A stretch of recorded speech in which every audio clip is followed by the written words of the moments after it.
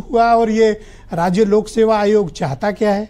दूसरा, अगर इतना बड़ा धरना प्रदर्शन है तो ये आयोग के लोग खुद सामने आकर छात्रों से बात क्यों नहीं कर रहे हैं? वो डीएम और कमिश्नर क्यों बात करेंगे? राज्य सरकार क्या कर रही है इतने बड़े आंदोलन को लेकर?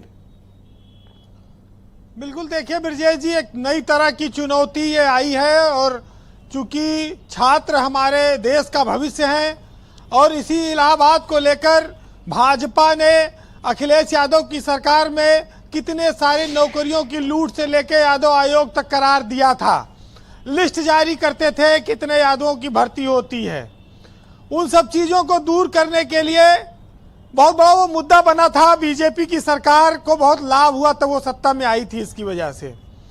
लेकिन आज वही इलाहाबाद फिर से अखाड़ा बना है।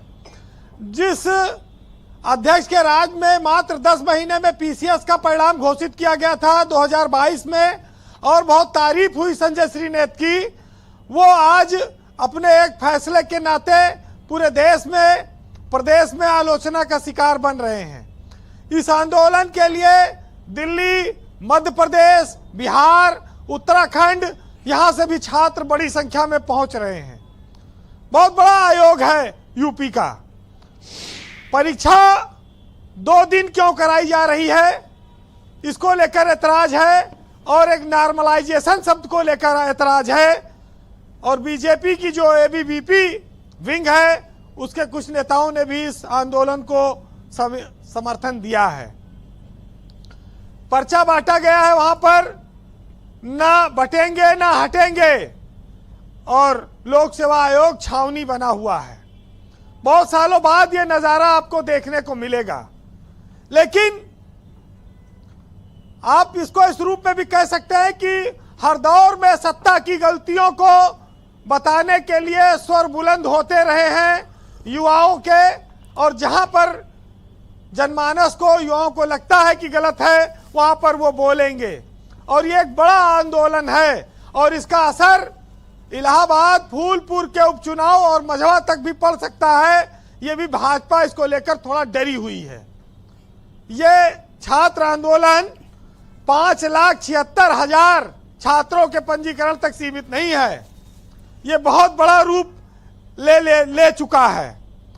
लेकिन ब्रजेश जी, मैं थोड़ी बात, जो संजय श्रीनेत हैं, वो लोक सेवा आयोग के चेयरमैन हैं, मैं उनके बारे में बताना चाहता हूं कि वो ईडी में रहे हैं, गोरखपुर के पीपीगंज के रहने वाले हैं, लखनऊ के काल्विन कॉलेज में पढ़े हैं और संयोग से उसी इलाहाबाद विश्वविद्यालय से स्नातक हैं जहां आज लोक सेवा आयोग का मुख्यालय है और वहीं पर वो बैठे हैं।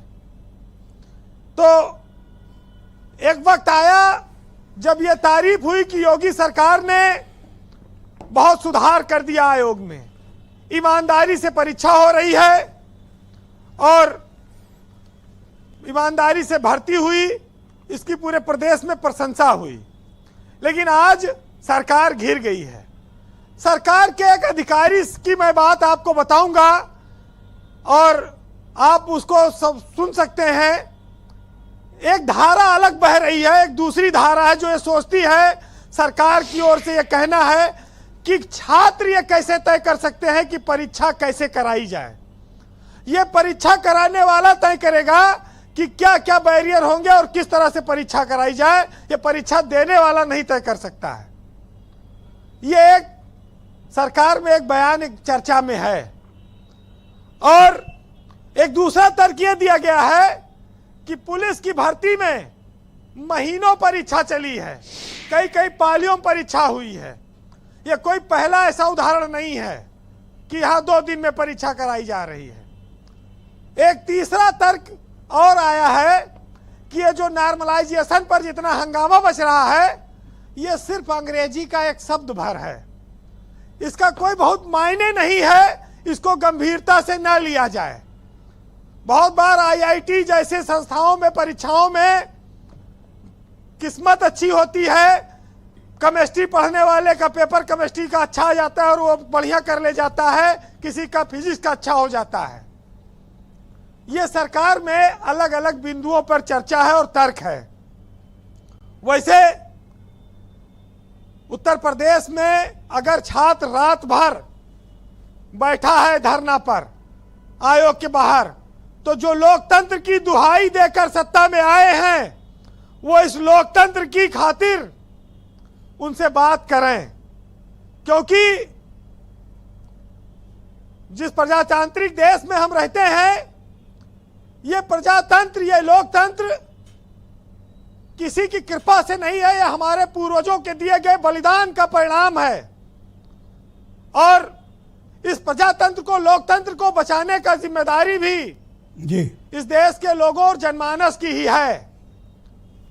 सत्ता में बैठे हुई सरकारें तो प्रजातंत्र की खाली दुहाई देकर शासन करना जानती हैं, और इसी वजह से ये चीजें पैदा होती हैं।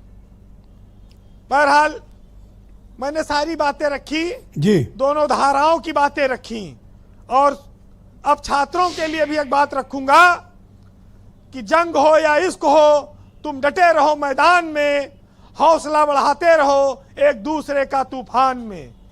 और बहादुर हो, महान हो, देश की तुम शान हो, कुछ ऐसा कर चलो, मिसाल रहो जहान में, और सीना चौड़ा करके तुम देखो आसमान में, नई ऊर्जा नया रंग भर दो पूरे हिंदुस्तान में। बहुत शुक्रिया वीरेंद्र जी, बहुत धन्यवाद आपका कि आपने सरकार में भी चल रहे विमर्श और तर्कों को लेकर भी यहाँ पर आपने बात रखी और स्टूडेंट्स की प्रॉब्लम को भी उजागर किया। बहुत शुक्रिया आपका हमारे साथ जुड़ने के लिए। बहनों भाइयों, इस डिबेट का दूसरा चरण प्रारंभ करते हैं। बीजेपी के प्रवक्ता राकेश त्रिपाठी